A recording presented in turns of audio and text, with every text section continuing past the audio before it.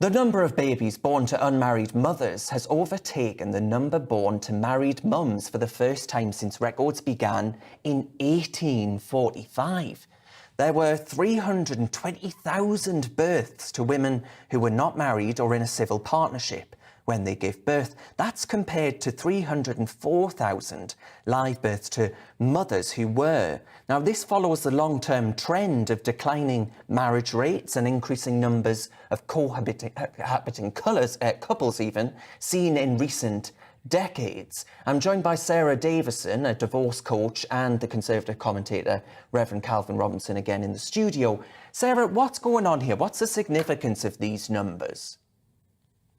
Well, I think it's just a sign of our changing times. People are getting married later. They have different life goals. I think a lot of women now are focused on their career and having a successful career and maybe aiming towards financial stability before jumping on to having that family unit. And I do think things have changed. People are having babies later, we're waiting, and we're having fewer children. So I think all that does impact. Plus, of course, you throw in the pandemic where we weren't able to get married. And if you're in a situation where your clock is ticking, you've decided that's the right way forward for you, it is going to be time just to maybe swap those priorities around. And I think that's what we're seeing. Calvin, did these stats shock you? Yeah, I find them very sad. I was looking at them compared to other stats recently.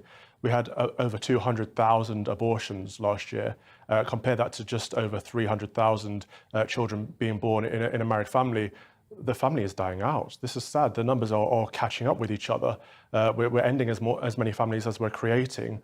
A family has become less important to us in our Western way of life, and I think our enemies are laughing at us. I think if we look at states that are hostile to the UK, such as Russia and China, they are encouraging wholesomeness and family life and family values more and more so because they understand that is the bedrock of society. And we've kind of flagellated it away and said, live a life of promiscuity and fun and pleasure and forget about consequences, forget about commitment and forget about family. And it's to our own detriment. Sara, what would you say then to those that say, well, hang on, there are real problems of children being born out of wedlock if you look at the data as far as a child's life chances are concerned? Well, I mean, I don't really agree with Calvin, I'm afraid, on that. I think that you can have good family values. You don't need a marriage certificate to have that. I think ultimately you can't guarantee a happy childhood just from a ring and a wedding. I think it takes a lot more than that. And I think the priority is having a happy, healthy relationship and family unit rather than having a married family unit. So I do think things have changed. If I can, that's a slightly disingenuous argument because of course there are exceptions, of course there always will be in every argument, but you can guarantee a happier home life, you can guarantee better outcomes for children in a married life. That's what all the statistics show us. The latest report from the Centre for Social Justice says, for example, if you have a breakdown in the family and you end up in a single parent family, your children are twice as likely to end up homeless, twice as likely to end up on drugs, twice as likely to end up in crime and homelessness, and more likely to fail in school. So it is better off for children and families to remain as a married family. Sara Davison, a very, very quick reply, if you would.